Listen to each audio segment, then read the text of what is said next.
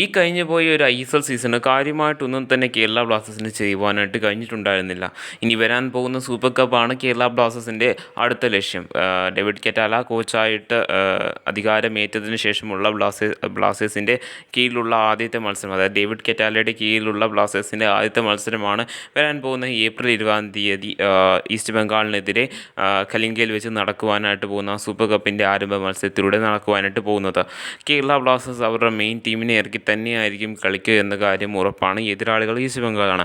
ISL ഈ ഒരു കഴിഞ്ഞു പോയ സീസണിൽ 2 തവണയാണ് ഇവർ രണ്ടും ഏറ്റുമുട്ടിയിട്ടുണ്ടായിരുന്നത്.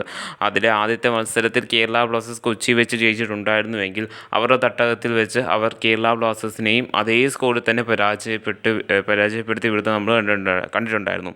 സോ അതിനാൽ തന്നെ രണ്ട് ടീമുകളും തുല്യശക്തികളാണെന്ന് വേണമെങ്കിൽ നമുക്ക് പറയാവുന്നതാണ്.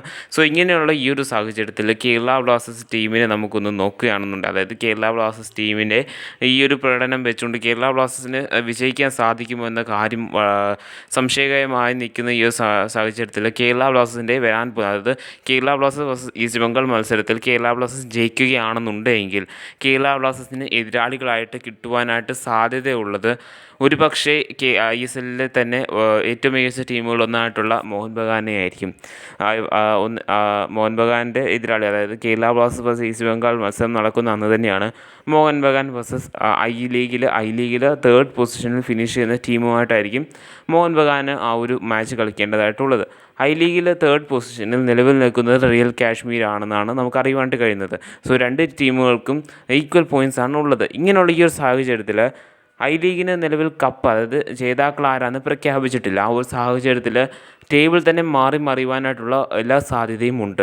അങ്ങനെയുള്ള ഈ ഒരു സാഹചര്യത്തിൽ ഗോകുലം കേരള FCക്ക് ആ ഒരു 3ാം സ്ഥാനം ലഭിക്കുവാനുള്ള സാധ്യത വളരെയധികം കൂടുതലാണ്. അങ്ങനെ ലഭിച്ചു കഴിഞ്ഞാൽ സൂപ്പർ കപ്പിൽ ഈ ഒരു മത്സരത്തിൽ, അതായത് മോഹൻ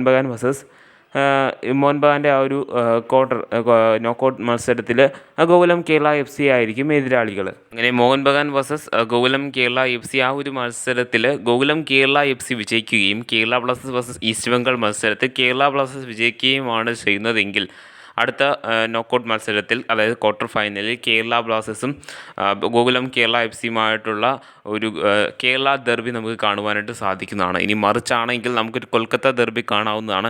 ഇനി അങ്ങനെയല്ല എന്നുണ്ടെങ്കിൽ ആദ്യത്തെ മത്സരത്തിൽ കേരള ബ്ലാസ്റ്റേഴ്സും രണ്ടാമത്തെ മത്സരത്തിൽ മോഹൻ ബഗാനുമാണ് ജയിക്കുന്നതെങ്കിൽ നമുക്കൊരു ഇന്ത്യൻ എൽ ക്ലാസിക്കോ കാണാവുന്നതാണ്. സോ എന്തൊക്കെ വന്നാലും ഒരു ആവേശകരമായ മത്സരം തന്നെയാണ് സൂപ്പർ കപ്പിൽ ഒരുങ്ങാനായിട്ട് പോകുന്നത് എന്ന കാര്യം ഏകദേശം ഉറപ്പായിട്ടുണ്ട്.